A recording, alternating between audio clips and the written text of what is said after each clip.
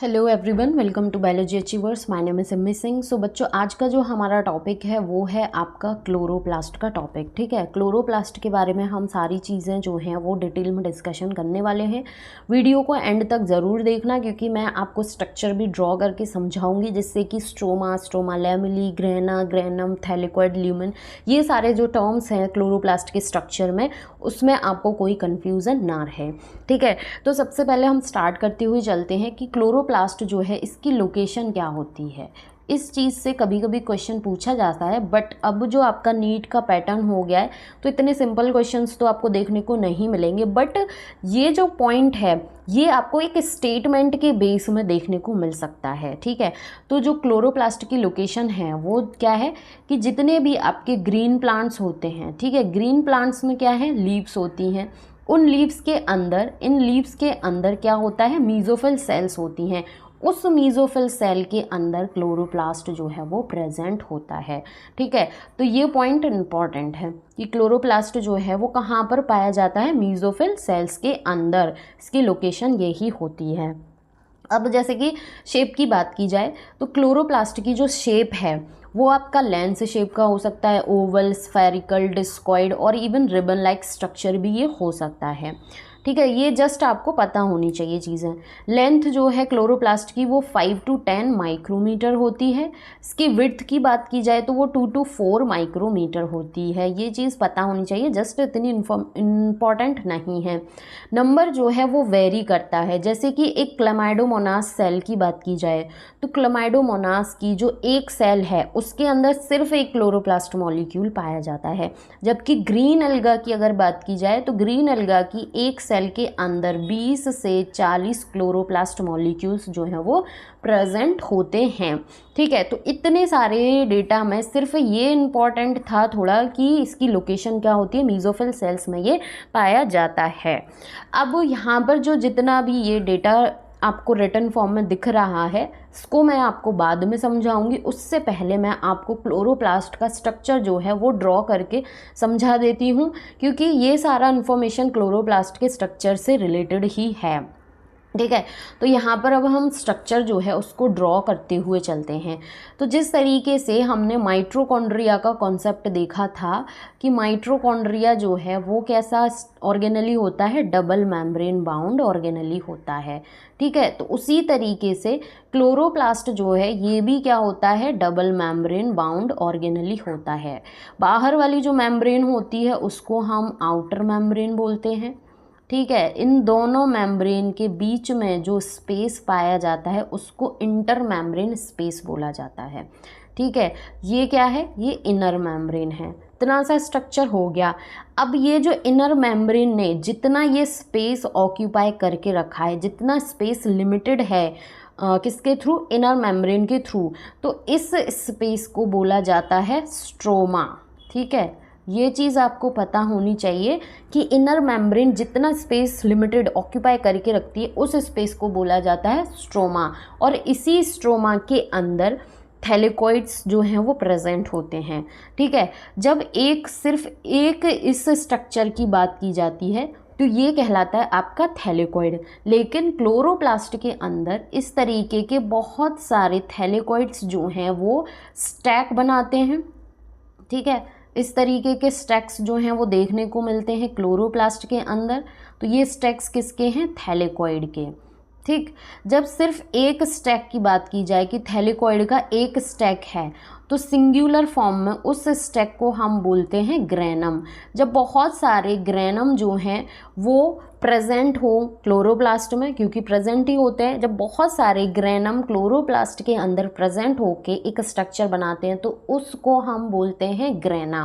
ठीक है, अब ये जो थैलेकोइड्स हैं ये एक ग्रेना के थैलेकोइड दूसरे ग्रेना के थैलेकोइड से एक फ्लैट मेम्ब्रेनस ट्यूब्यूल स्ट्रक्चर होता है, उसके थ्रू ये कनेक्टेड होते हैं। ठीक है, इस ट्यूब्यूलर स्ट्रक्चर को बोला जाता है स्ट्रोमा लैमेली।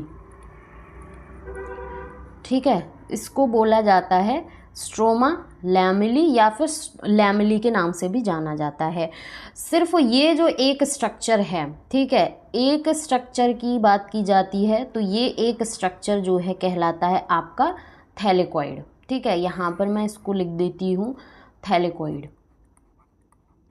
अब कन्फ्यूज़न कहाँ पर होता है कि इसको बोल दिया थैलेकॉइड, जब फिर इसको ऐसे मार्क करके बता दिया जाता है कि ये क्या है, ग्रेना है, तो बच्चे कंफ्यूज हो जाते हैं कि थैलेकॉइड क्या है, ग्रेना क्या है। ठीक है, तो यहाँ पर मैं बता दूँ कि सिर्फ एक ऐसे स्ट्रक्चर की बात की जा रही है, तो ये क्या है, ये है सिर्फ आपका थैलेकॉइड।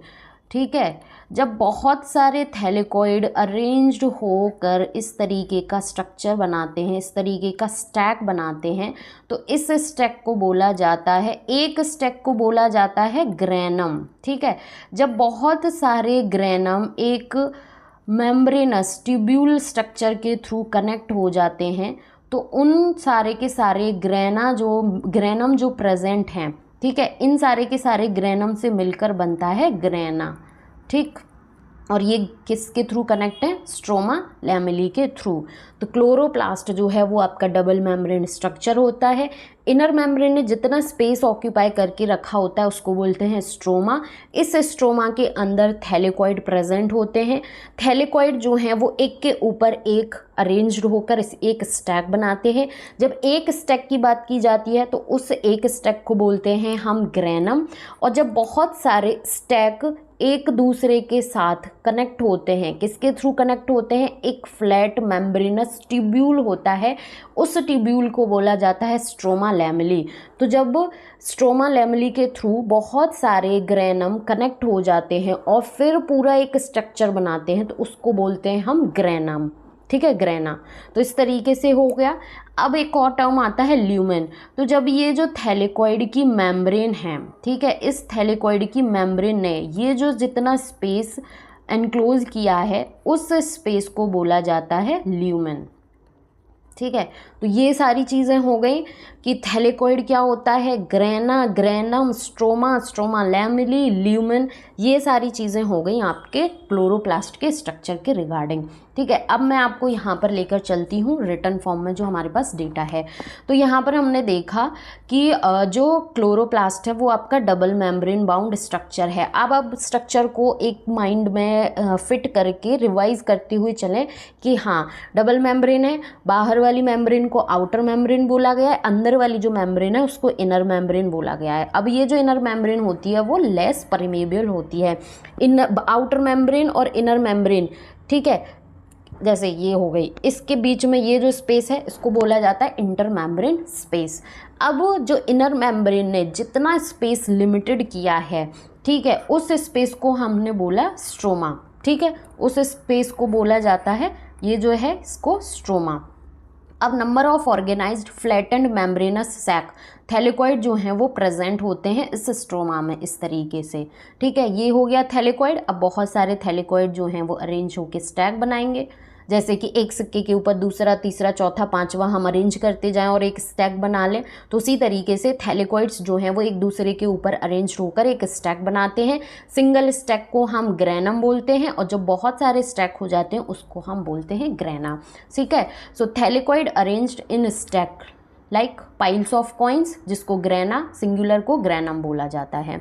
ठीक है, flat membranous tubule called stroma lamellae. अब इस स्ट्रोमा लैमेली के थ्रू ये जो स्ट्रक्चर इस तरीके का बना, इस स्ट्रोमा लैमेली के थ्रू क्या होता है कि थैलेकॉइड ऑफ डिफरेंट ग्रेना, एक ग्रेना ये है, एक ग्रेना ये है, इसका ये थैलेकॉइड है, इसका ये थैलेकॉइड है, तो डिफरेंट ग्रेना के जो थैलेकॉइड्स हैं वो क्या होते हैं, कनेक्टेड होते हैं। तो स्ट्रोमा लैमेली का क्या काम होता है, connecting the thylakoid of different grana, ये चीज़ हो गई। ठीक है, अब उसके बाद जैसे कि स्ट्रक्चर हमने देख लिया, इसके बाद क्या होता है कि जो मेम्ब्रेन होती है थैलेकॉइड की, ये चीज़ भी हम जान चुके हैं कि ये थैलेकॉइड है, ये इसकी मेम्ब्रेन है और इस मेम्ब्रेन ने जितना स्पेस एनक्लोज किया है इस स्पेस को बोला जाता है ल्यूमेन। ठीक है, ये हो गया।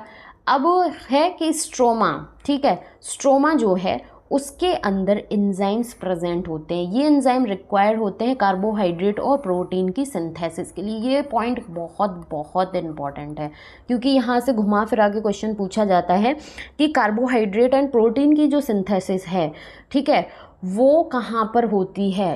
वो होती है स्ट्रोमा में, क्योंकि स्ट्रोमा में ही एंजाइम्स प्रेजेंट होते हैं जो इनकी सिंथेसिस कराते हैं, इनका फॉर्मेशन कराते हैं, ठीक है। साथ ही साथ स्ट्रोमा जो है उसमें small double stranded circular DNA जो है वो पाया जाता है। ये पॉइंट भी इम्पॉर्टेंट है क्योंकि क्लोरोप्लास्ट में डबल स्ट्रैंडेड सर्कुलर डीएनए है, माइटोकॉन्ड्रिया में सिंगल स्ट्रैंडेड सर्कुलर डीएनए था, ठीक है। राइबोसोम जो है 70S टाइप पाया जाता है, माइटोकॉन्ड्रिया में भी 70S टाइप था। उसके बाद जो क्लोरोफिल पिगमेंट है वो कहाँ पर प्रेजेंट होता है, तो थैलेकॉइड की ये जो मेम्ब्रेन होती है ना थैलेकॉइड की, इस मेम्ब्रेन में क्लोरोफिल पिगमेंट जो है वो पाया जाता है। और इसी के साथ में हमारा क्लोरोप्लास्ट का कॉन्सेप्ट जो है वो हो जाता है कंप्लीट। तो आप इसको बहुत ही आराम से माइंड में चीज़ें फिट करती हुई वीडियो देखें, जिससे कि सारा कॉन्सेप्ट जो है वो आपको एक बार में समझ में आ जाए, रिवाइज भी हो जाए। और अगर यदि कोई कन्फ्यूज़न हो रहा है वीडियो देखने के बाद तो प्लीज़ कमेंट सेक्शन में ज़रूर कमेंट करके पूछना, अपने फ्रेंड्स के साथ भी शेयर करना, वीडियो को लाइक करना एंड चैनल को ज़रूर सब्सक्राइब करना। Thank you so much for watching, love you all.